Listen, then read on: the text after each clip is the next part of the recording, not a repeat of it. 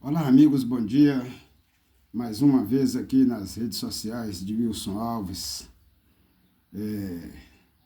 Temos ante o privilégio de estarmos aqui e agradecermos a Deus mais uma vez por estudarmos a fundo a palavra dele e descobrirmos os caminhos que devemos andar, por descobrirmos quem é o verdadeiro Deus que domina este mundo.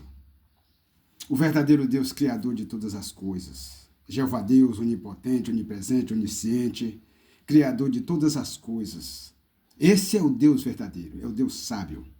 Mas vamos falar aqui um pouquinho em relação aos poderes do verdadeiro Deus e a impotência de quem rogam a um Deus que não pode salvar, não pode defender nem os seus próprios profetas.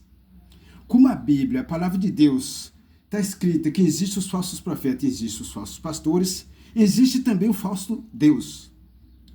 Observe bem, no livro de Reis, no capítulo 18, lá nos versos 22 em diante, ali está contando a história de um verdadeiro profeta e a disputa com os verdadeiros falsos profetas que existem na terra. A diferença do verdadeiro profeta é o que serve ao verdadeiro Deus. E os falsos profetas é o que serve ao Deus que não pode nem ouvir os seus gritadores. Então, lá está escrito a história de Elias e os profetas de Baal. Os profetas de Baal, a história lá em 1 Reis, capítulo 18, veja lá no versos 22 em diante, que conta bem a vitória de Elias, porque Elias se viu um verdadeiro Deus. E os profetas de Baal, a história diz que Elias fez uma disputa com ele, que o verdadeiro Deus, quem respondesse às orações e mandasse fogo sobre o holocausto, esse era o verdadeiro Deus. Os profetas de Baal aceitou a disputa. E com isso eles ficaram a meio-dia toda gritando, se espatifando.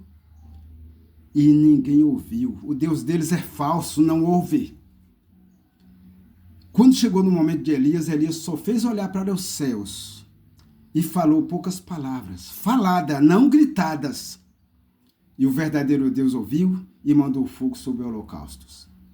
Por isso aí é o exemplo que desde a fundação do mundo existe o profeta verdadeiro e os profetas falsos. O Deus verdadeiro e o Deus falso. O Deus falso Baal, a oração a ele é tudo gritada. O povo grita, mas ele não esconde, porque ele não tem poder. A mesma coisa, gente, esses eventos religiosos, só na base da gritarias, simbolicamente aquela antiguidade daquele povo, os falsos profetas, que louvavam, cultuavam um Deus forte, um Deus falso, que não tem força e não é forte para os defender. Não escuta agora, o verdadeiro Deus, a oração a ele não precisa gritar.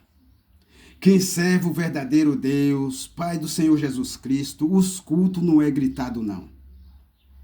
Porque viver com essa gritaria, as gritarias que muitas vezes o evento religioso faz, as gritarias no interior do local, nas portas, aquelas gritarias insuportáveis, aquilo não é culto ao verdadeiro Deus. Está aqui. Aqui, quando a gente fala todas essas coisas, porque a gente já sabe do texto e do contexto. A palavra de Deus é clara. Está escrito, conhecereis a verdade e a verdade vos libertará.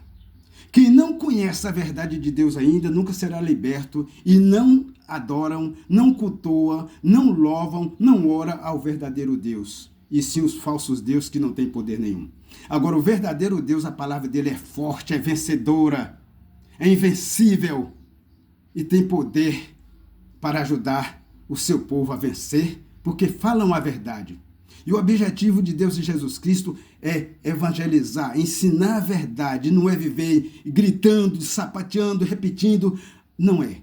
O verdadeiro Deus não aceita gritaria, por isso está escrito aqui.